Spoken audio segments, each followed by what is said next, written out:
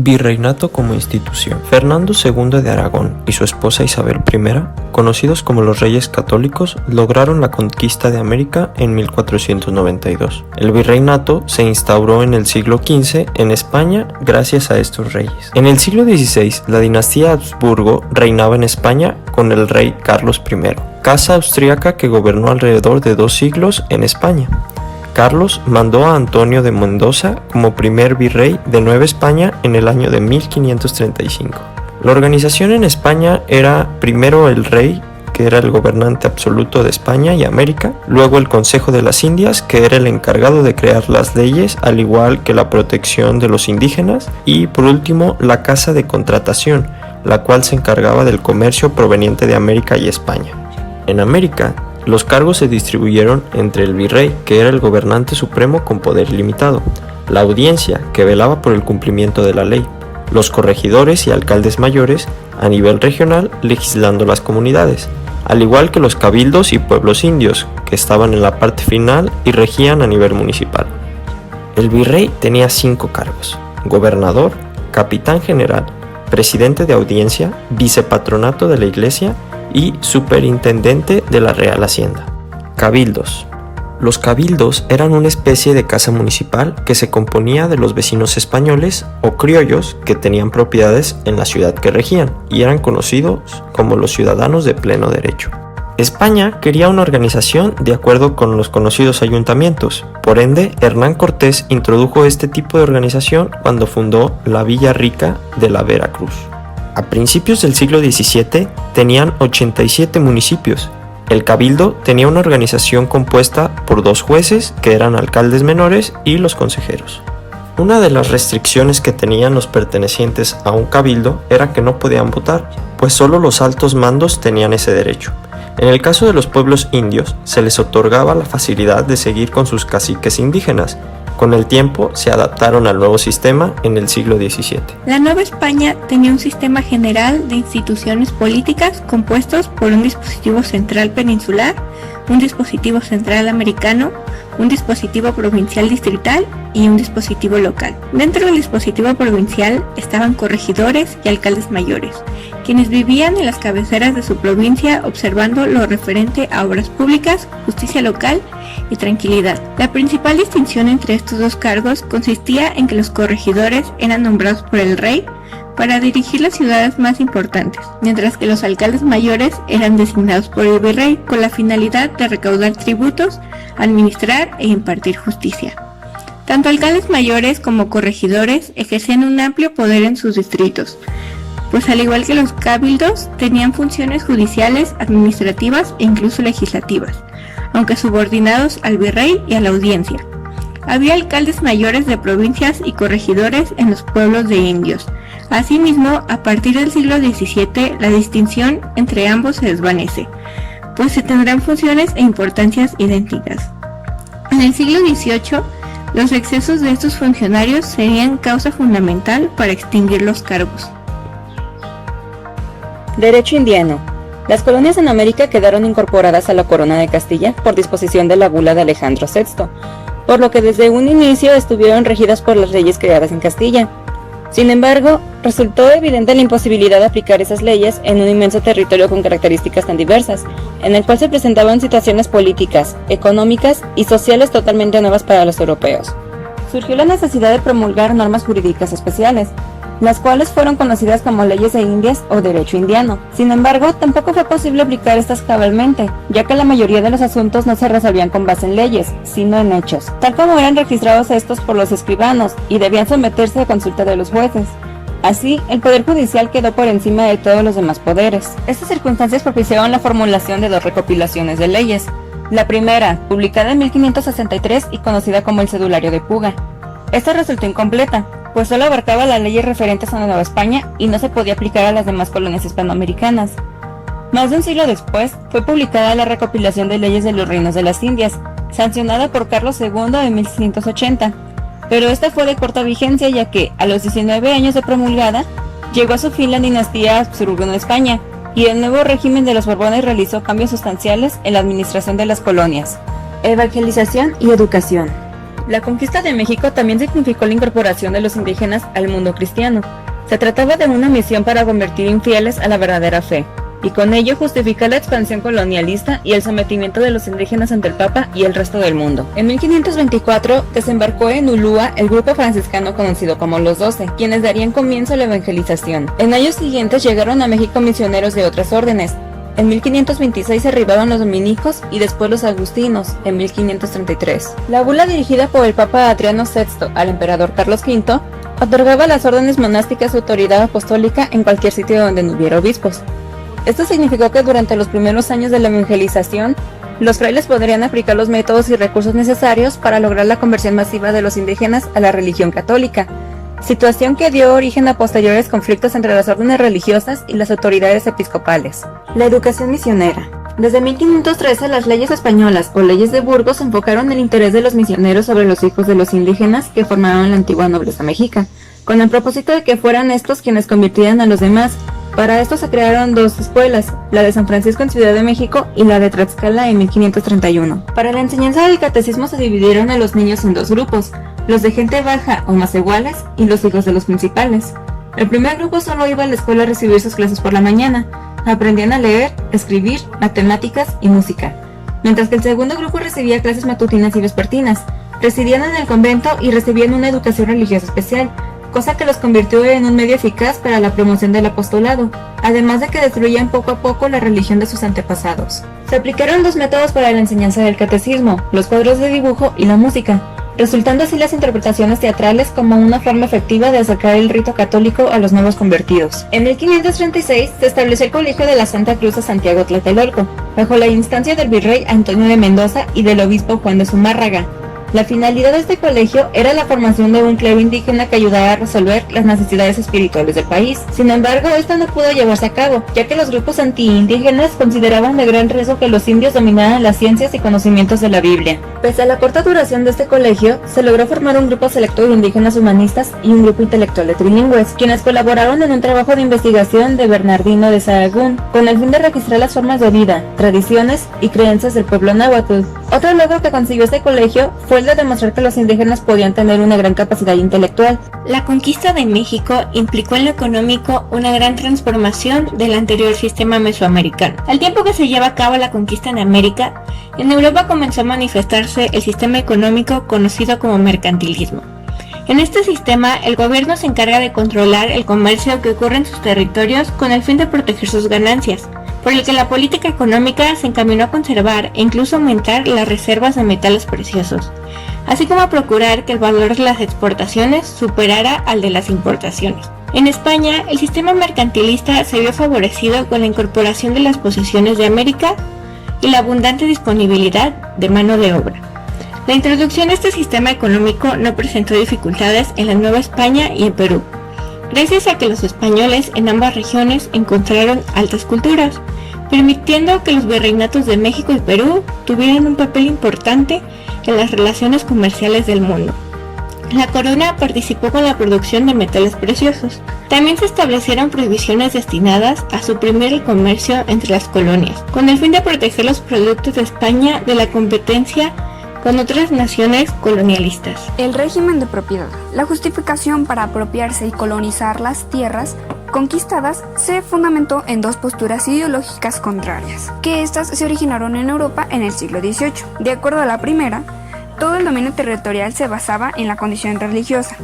Cualquier título legítimo que hubieran tenido los indígenas sobre sus tierras se había terminado con la llegada de los europeos, ya que estos representaban a Cristo, el soberano universal, y a su vicario en las tierras, el Papa. Por ello, si los indígenas no se sometían al dominio de los cristianos o cualquier otra forma de represión, estas estarían respaldadas por una causa justa. Por el contrario, la segunda postura nos decía que el dominio era un derecho independiente a la condición religiosa del individuo. Pero este pensamiento se vio superado por las autoridades civiles españolas, que establecieron una marcada distinción entre indios y gente de razón. La manera en que los españoles trataron a los habitantes originales del territorio dejó profundas huellas en la conciencia de la población surgida del colonialismo y fundamentó la marginación que desde entonces ha sido objeto de diferentes etnias indígenas en el país. Al ser transferido el señorío político de los gobernantes indígenas a la corona de Castilla, pasaban también las tierras llamadas tierras de Moctezuma, así como todas las del patrimonio estatal mexica. En cambio, las tierras de los caciques y nobles indígenas fueron en general conservados por sus antiguos poseedores. Propiedades de las comunidades indígenas. Las posiciones que surgieron de las posturas ideológicas que tendieron a mantener las propiedades territoriales indígenas se dividieron en particulares y comunitarias. Estas se dividieron en 4 clases. 1. El feudo legal, que son tierras para el establecimiento del casco del pueblo, compuesto por la iglesia, el ayuntamiento y las plazas, calles, casas y corrales. Los segundos fueron los propios. Son bienes raíces cuyos productos servían para cubrir los gastos públicos y podían ser rurales o urbanos. Las tierras podían ser trabajadas por los habitantes del pueblo o se daban en arrendamiento al mejor postor mediante remate público. 3. Ejidos. Campos que no se cultivaban pero cuya leña, pasto y aguas eran de uso común para todos los vecinos. Y por último, las tierras de repartimiento, que se basaban en el sistema mexica. Eran posesiones otorgadas a los jefes de familia que solo podían ser heredadas pero nunca vendidas, donadas o hipotecadas. Los jesuitas mostraron gran habilidad para encontrar benefactores y contaron con cuantiosos donativos. Al principio fueron en especie como víveres, materiales de construcción, herramientas y hasta una biblioteca, pero en poco tiempo empezaron a adquirir legados testamentados de aristócratas y también de algunos sacerdotes seculares, con frecuencia exalumnos de los colegios jesuitas, quienes al no tener herederos legaban a la compañía considerables fortunas. Explotación social y económica. El Coatequil. El Coatequil es el nombre que se le da a la institución que restableció el trabajo forzoso de todos los indios. Este trabajo se debía de compensar con salarios proporcionales a cada provincia, al tipo de trabajo y a la eficacia del operario, la persona que lo realizaba. Este trabajo estaba bajo la supervisión de oficiales reales y el trabajo se debía de efectuar por tiempo limitado y en forma rotativa, que quería decir por turnos, y estos turnos generalmente duraban una semana con descanso dominical. El trabajo que llevaban a cabo era de casi todo género, aunque el trabajo agrícola fue el primero y el más común. Después se implantó la minería, aunque siempre presentó problemas debido a la localización de minas. También en la construcción de obras públicas, el servicio doméstico o bien en servicios de carga. Debido a que el trabajo de los indios no dejaba de ser trabajo forzado, se presentaban abusos y explotaciones, pero esto fue reprimido gracias a la existencia de los protectores de los indígenas con la llegada de las leyes nuevas promulgadas por Carlos I en 1542, que dieron un giro decisivo a la historia laboral de Nueva España, ya que eliminaron la esclavitud de los indios. El peonaje. Paralelamente a la disminución del trabajo obligatorio, aumentó la contratación de quienes se ofrecían como gañanes, es decir, trabajadores libres, también llamados peones, para las labores agrícolas, ganaderas y mineras. El peonaje por deuda fue un mecanismo mediante el cual los trabajadores quedaban sujetos de por vida al patrón. La hacienda se fue convirtiendo en una institución de cierto paternalismo benevolente en la que el peón, a cambio de la pérdida de su libertad, no era excesivamente explotado ni maltratado. Tenía asegurado su sostenimiento y el de su familia y era mantenido en su vejez. El obraje. Se denominó obraje a las empresas textiles establecidas por los españoles que se sirvieron de la experiencia indígena en la producción y tejido de algodón y otras fibras para desarrollar una industria artesanal. Un medio de obtener mano de obra era negociar con el gobierno el alquiler de los presos, condenados a cárcel por distintos delitos, por el resto del tiempo de su condena.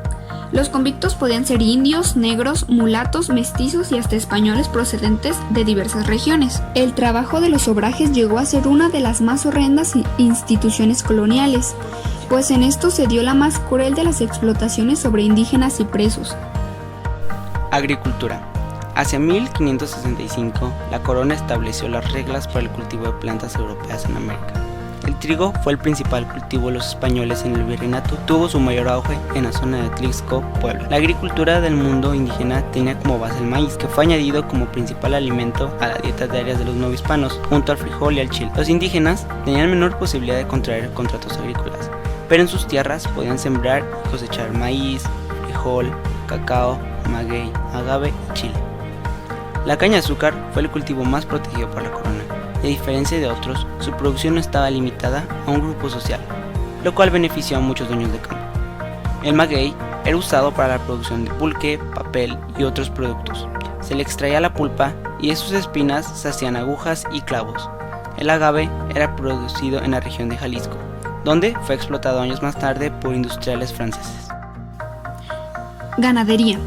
A diferencia de la agricultura, la ganadería no presentó mayor problema para su desarrollo en Nueva España.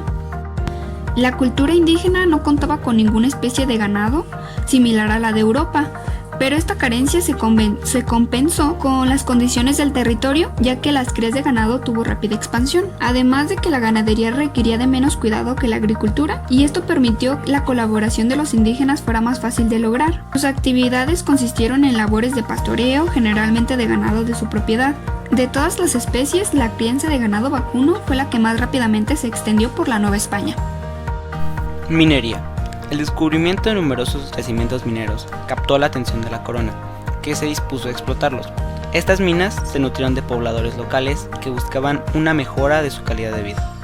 De estos yacimientos se extraían materiales tales como oro, plata, cobre y hierro, siendo el oro y la plata consolidados como productos de exportación. La creación de ciudades mineras produjo el surgimiento de nuevas explotaciones agrícolas y ganaderas dedicadas a su abastecimiento, que junto con la construcción de caminos para dar salida a la producción de las minas, se tradujo como un importante impulso económico. La minería poseía privilegios frente a otros sectores productivos. Estos privilegios estaban fundados en el discurso económico preponderante de la época, que consideraba la riqueza en función de los metales preciosos que se poseyesen, llamado mercantilismo. Las principales minas de Nueva España fueron Zacatecas, Pachuca, Fresnillo y Guanajuato. Para la creación de las artesanías, los indígenas dominaron las herramientas y técnicas europeas, aún las más ajenas a su cultura, como la forja de hierro y la fabricación de hierro colado. Ese dominio no dependió de las enseñanzas de los frailes, sino que los indios llegaron a reproducir con sorprendente destreza los artículos fabricados por los españoles, situación que desagradó a los artesanos llegados de Europa, quienes iniciaron la formación de gremios. Los gremios se crearon para desplazar a los indios. Influyó la costumbre tradicional europea, que no concebía a la práctica de un oficio artesanal si no estaba asociado a un gremio. Los gremios se organizaban de manera jerárquica, en maestros oficiales y aprendices. Estos podían escalar niveles. El maestro era un pequeño empresario que se encargaba de comprar las materias primas necesarias, así como de organizar y supervisar la mano de obra, para después promover la venta de los productos. Al principio, los gremios prohibían que los indios y mestizos ejercieran el oficio de maestros. Este estaba reservado para españoles y criollos, pero con el tiempo esas restricciones raciales fueron perdiendo fuerza. De hecho, la escasez de artesanos españoles provocó que los gremios fueran quedando, en su inmensa mayoría, en manos de maestros criollos, mestizos e indios. Regulado por la Casa de Contratación. En el siglo XVI, los mercados conservaban la organización de los tianguis indígenas, pero poco a poco los españoles fueron controlando los precios y garantizando el abasto de alimentos. Se crearon las alhóndigas y los pósitos. La primera servía como un mercado de granos donde se almacenaba toda la producción para que se vendieran rápidamente, y los pósitos era un fondo de capital que servía para comprar granos y venderlos en tiempos de escasez. Esto ayudaba a mantener el precio en estas crisis. En cuanto a lo mercantil, donde se vendían vestuarios, libros y armamento, pues se hacía cambio de metales preciosos, tales como la plata y el oro. Esto obligaba a los americanos a comprarle todo tipo de cosas a los españoles. Este monopolio se daba a partir del transporte marítimo que desembarcaba en el puerto de Veracruz y de Acapulco. Este llegaba a las Islas Filipinas y de ahí se iba a Sevilla, España. La sociedad novohispana. La cuestión social y política durante este tiempo tenía el nombre de Orden de República, la cual comprendía la República Españoles y la de Indios. Las leyes de Indias regían a las dos, pero la República de Indios fue la más observada, pues buscaba protegerlos de los abusos. Los españoles también estaban sujetos a la legislación del Reino de Castilla. La República Españoles se extendía por todo el espacio de Nueva España. Las ciudades tenían título real y los vecinos eran vasallos de la corona. Tenían el privilegio de no pagar tributo y ser candidatos para cabildos o dirigir un ayuntamiento. La República de los Indios se nominó a los pueblos indígenas que los españoles, sobre todo los frailes, que no deseaban ver mezclados con los hombres recién llegados de Europa. La República de Indios se distinguía por no tener bienes comunitarios, o sea tierras. Sus autoridades se elegían teniendo en cuenta sus tradiciones y se nombraban caciques. En cajas aseguradas se guardaba el dinero en común, poniéndolo a salvo de las autoridades de la República, distritales, religiosos o eclesiásticos. El patrimonio principal de las comunidades eran sus tierras. Uno de los conflictos eran los límites de territorio, pero era la base material y espiritual. Además, permitió que los pueblos de indios tuvieran tierras y autoridades propias. Este siglo fue uno de los más conflictivos dentro de la corona española, pues la península ibérica fue sede de varios conflictos políticos que se vieron agravados porque los monarcas, después de Felipe II, no tuvieron ni la visión ni la fuerza para afrontarlos. Para ordenarnos, vamos a dividir las causas de la crisis española del siglo XVII en diversos aspectos. Económicamente, la crisis del reino se debió a varias razones: el declive de la agricultura, de la ganadería y de la producción manufacturera hizo que la plata que provenía de América fuera destinada a comprar estos productos a otras potencias, como Inglaterra y los Países Bajos. Así, la riqueza que provenía del monopolio comercial que España tenía con sus colonias, principalmente el oro y la plata provenientes de explotaciones mineras, fluía hacia otros países y a sostener guerras. Esto se hizo más grave todavía cuando decayó la producción de plata americana, que la monarquía pretendió resolver mediante el aumento de los tributos que se debían pagar al reino. Hasta allí, solo Castilla costeaba las guerras. Esto, sumado a la presión permanente de los reyes por limitar las autonomías regionales, generó levantamientos. Por ejemplo, en Cataluña y en Portugal, que se independizó mediante el Tratado de Lisboa de 1668. Otra de las razones económicas del declive español fue el costo que España debió pagar por las guerras que enfrentó, tanto en términos de recursos como de territorios. España participó de la Guerra de los 30 años y tuvo que reconocer la independencia de las Provincias Unidas, Holanda hoy en día, y ceder territorios a Francia en 1648. Entre las guerras y el declive de la producción, la población española sufrió de hambre y de pestes, lo cual produjo alta mortalidad y un consiguiente descenso de la población. A la cuestión económica se le sumó la religiosa, muy vinculada con ella. Desde la Edad Media perduraba en España la Inquisición, que perseguía a aquellos católicos conversos acusados de mantener sus credos, sean judíos o musulmanes. En 1492, los reyes católicos habían expulsado a los judíos, y en 1609 son expulsados los moriscos, cristianos convertidos del Islam que conservaban alguna de sus tradiciones. La intolerancia religiosa española acentuó la caída demográfica, los problemas en la actividad agrícola, artesanal y comercial, ya que las poblaciones morisca y judía tenían en sus manos muchas de estas tareas. Por último, hay que mencionar que los reyes, durante el siglo XVII, comenzaron a delegar el ejercicio del poder en sus favoritos o válidos, que eran personas de su confianza que en general venían de la nobleza, como condes y duques. Ejemplos de esto fueron el conde duque de Olivares y Juan José de Austria. A esto se le debe sumar la leyenda negra, expresada por Fray Bartolomé de las Casas, donde acusa a todo el imperio español por el maltrato y asesinato de los indígenas. Bartolomé de las Casas menciona que la mayoría de los lugares conquistados por España tenían la característica de extinción de razas. En la conquista de México, la Casa Austria de los Habsburgo estaba al mando de la corona española con el reinado del nieto de los reyes católicos, Carlos I. Tiempo después, Francia y España se pusieron en guerra y con la llegada de Luis XIV al trono francés despojaron a España de sus territorios y de la monarquía Habsburgo. Convenció a Carlos II, el último descendiente de la Casa Austria, para que le cediera el reino a Felipe de Anjou, firmando el Tratado de Utrecht en 1713 para que se le reconociera como el primer rey de la dinastía borbónica.